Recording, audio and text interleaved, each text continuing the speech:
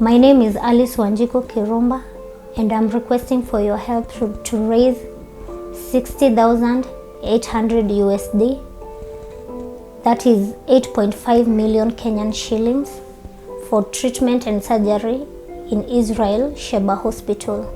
And this is my story.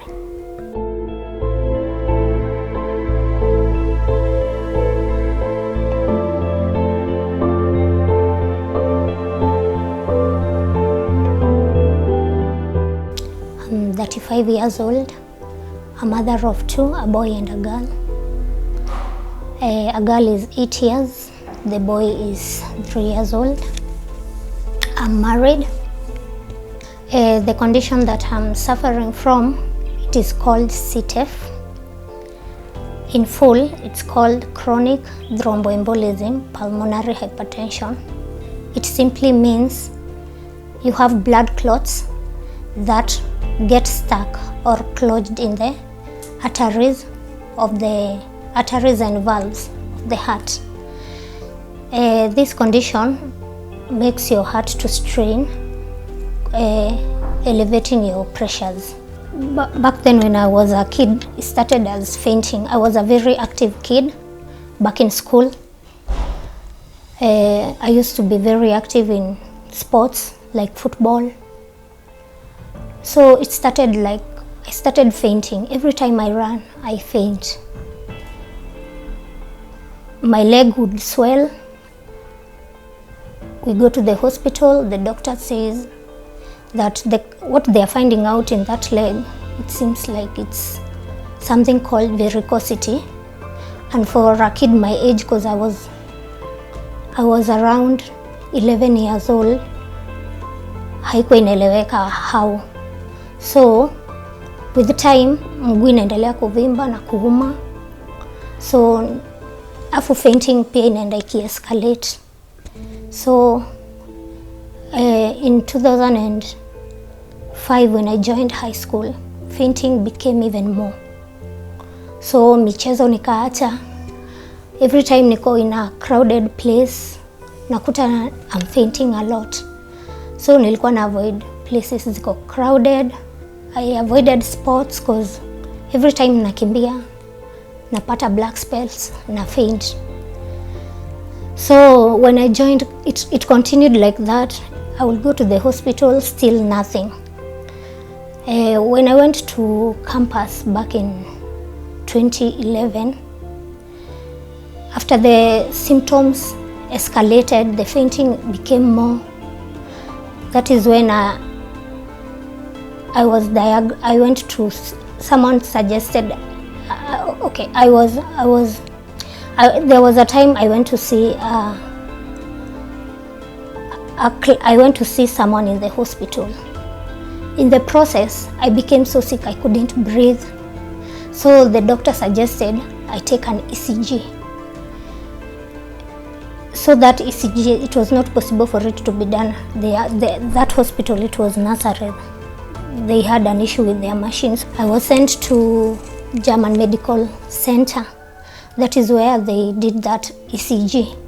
The doctor who looked at it suggested that I go see their cardiologist. And that is where I started the journey of discovering about my pulmonary hypertension. Because when I went there, they did a list of tests. The echo diagram, that is when they discovered that I have something called pulmonary hypertension.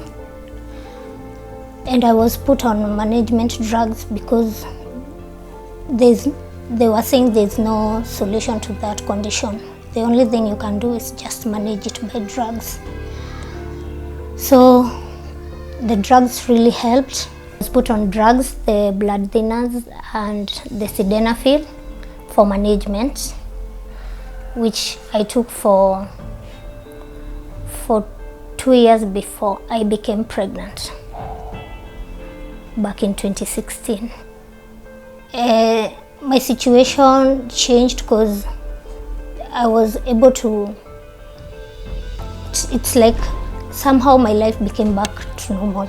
I could move around without struggling a lot, but still I couldn't be around crowded places because of fainting. When I got pregnant, it was a high-risk pregnancy because of the pulmonary hypertension. Initially, I was told the risk involved that the pregnancy might escalate the situation, but I took the pregnancy to term. But after giving birth, the situation got worse. The oxygen levels dropped. My body will turn black. I was even unable to breastfeed.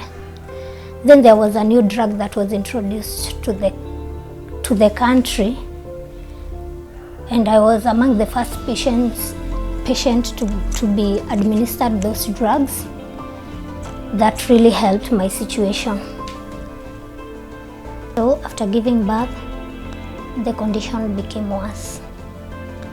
Difficulty in breathing, being fatigued all the time, exhaustion, anything I do strenuous. Anything I do, I feel I'm straining my body. Walking became a problem. That is when I was introduced to the new drug that was introduced in the country back then, Bosentam, the Palmofast. That it made things a bit better, but I was still on the other drugs that I was using, the blood thinners and the sildenafil. I continue with them up to date. I'm still using them. So life went on, still struggling with the difficulty in breathing, but it was not all that bad. So 2022 I got pregnant. I knew it was a risk, but there's nothing you could do. You're pregnant, so utafanya nini? You just move on with life. So it was a high-risk pregnancy because of the pulmonary hypertension. So the doctors, they had to be careful. Every time I get pregnant, it has to be planned ahead how I'm going to give birth, because I can't do the normal way. It has to be mtoto lazima atolewe before time to avoid pain because your pressures could escalate. So the doctors walikaa chini and they came up with a plan of how they are going to walk with me this journey of pregnancy, because the situation the way it is. In the process of hizo trimester, when I was 7 months, nikapata COVID.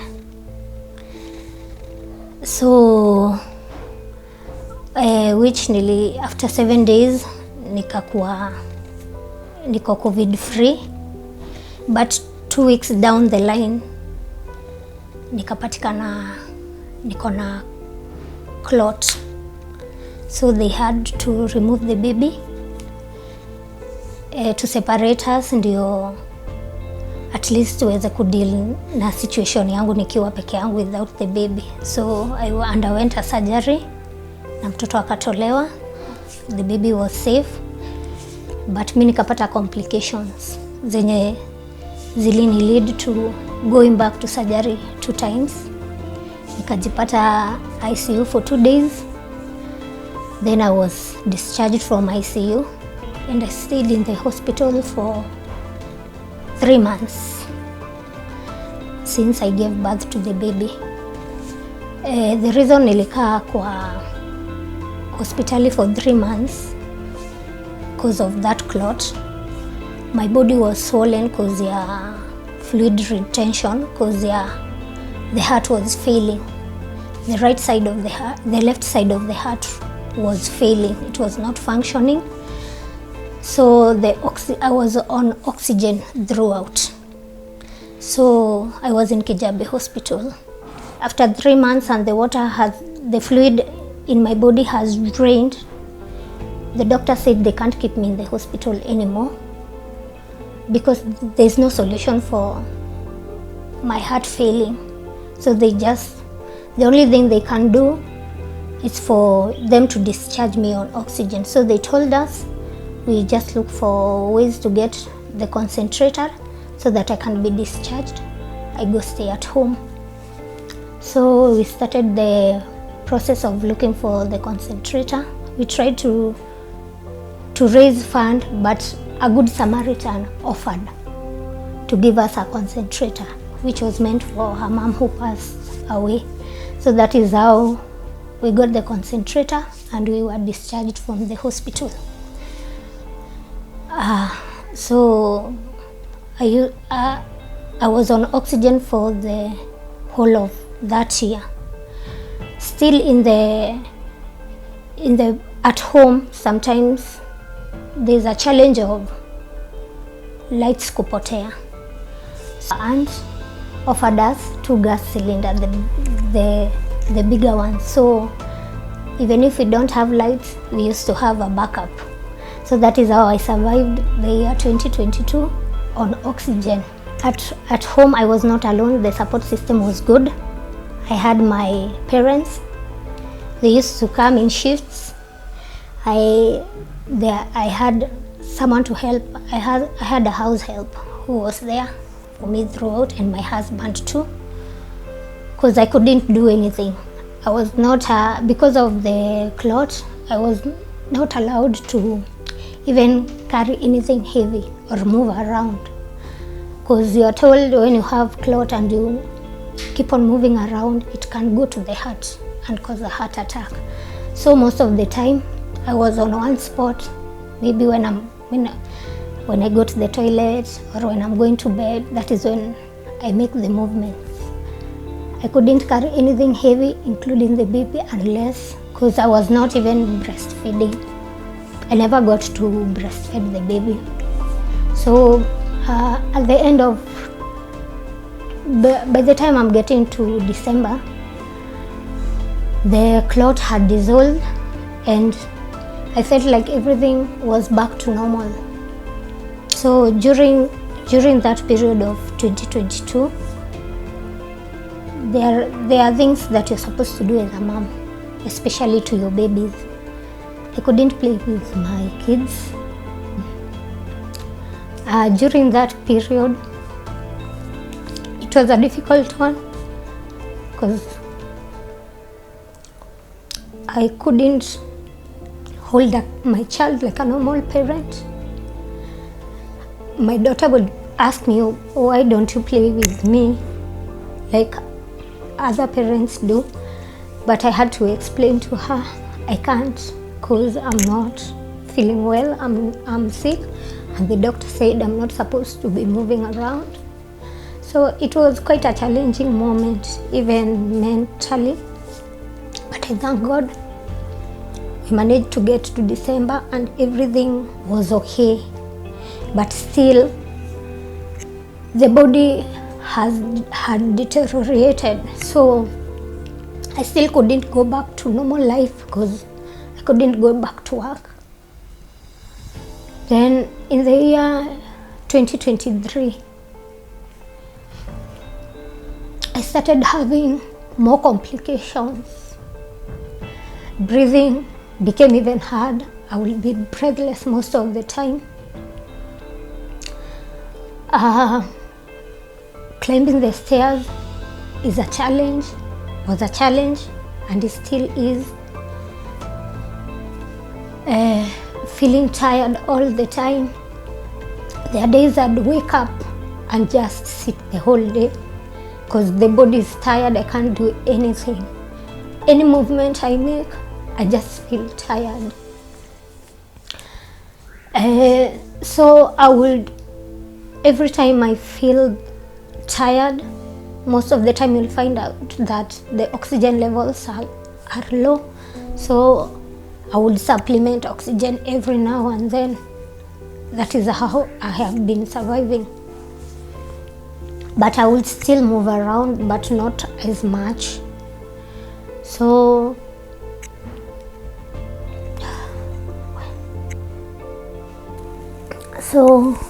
2023, I was again admitted because of I was complaining of I was complaining of the leg pain. So when I went to the hospital, I told the doctor I feel a lot of pain, and I feel it's because I think the pain is coming from my back. So they did some tests and they found out there was a mass in my stomach. So doing further tests, they found out that it was a cyst. I had a cyst, and also I had water overload. My heart was filled with water. So I was admitted again at Nairobi Hospital.